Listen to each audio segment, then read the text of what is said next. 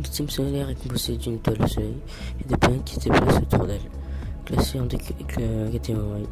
Les planètes telluriques, telles Mercure, Vénus, Terre, Mars, et des planètes gazeuses comme Jupiter, Saturne, Uranus et Neptune. Il est aussi composé de planètes naines telles Pluton et d'astéroïdes et de comètes. Le tir à la corde. A tire sur B par l'intermédiaire de la corde, et B retient 1 en tirant sur la corde.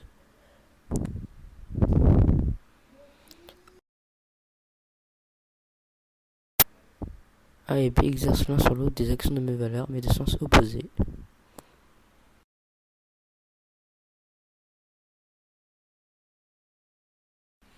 Comparons le mouvement d'une planète autour du Soleil à celui d'une fronde. Dans cette analogie, la balle représente la planète, le bras le Soleil et les lanières la gravitation. La trajectoire de la planète est circulaire. Ici, le lien qu'on appelle gravitation, où le Soleil disparaissait, deviendrait rectiligne. La gravitation est une interaction qui a lieu entre deux corps ayant une masse. Elle dépend de leur distance. Plus on rapproche l'aimant, plus le trombone est attiré. Plus on l'éloigne, moins il est attiré. Et réciproquement, plus on rapproche le trombone, plus l'aimant est attiré.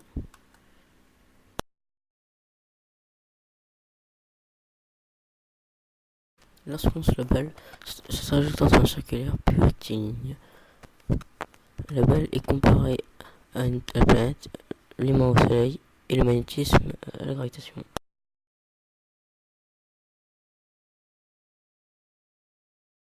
C'est cependant un fil de plomb.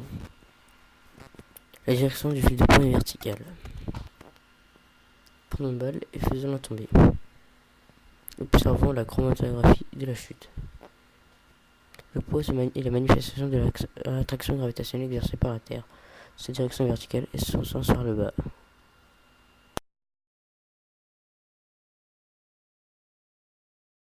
L'intensité de pesanteur dépend du lieu où l'on se trouve, donc le poids d'un objet aussi. Mesurons la masse d'une balle. Puis son poids sur la Terre qui est égal à 1,8 N, puis sur la Lune qui est égal à 0,3 N. Le poids de la balle sur Terre est plus élevé que sur la Lune, donc l'intensité de pesanteur terrestre est plus élevée que l'intensité de pesanteur lunaire. L'intensité de pesanteur diminue lorsque la tige augmente. Au pôle Nord, elle est de 9,83 N par kg et à Kourou de 9,78 N par kg. Donc le poids dépend du lieu où se trouve l'objet.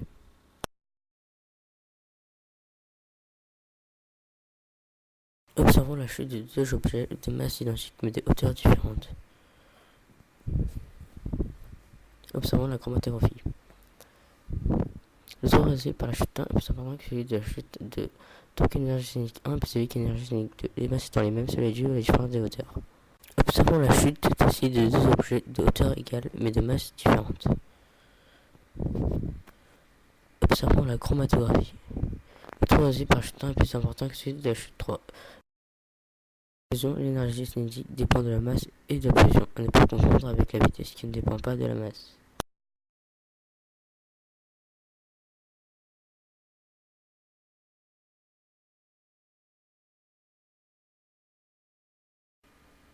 L'objet acquiert de l'énergie de pression du fait de sa position, qui diminue au cours de chute, une autre qui s'appelle l'énergie cinétique, qui augmente.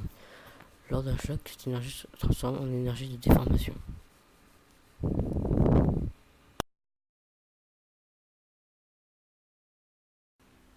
Lorsque le personnage court, il acquiert de l'énergie cinétique, mais lorsqu'il s'arrête, cette énergie se dissipe en énergie thermique au niveau différent.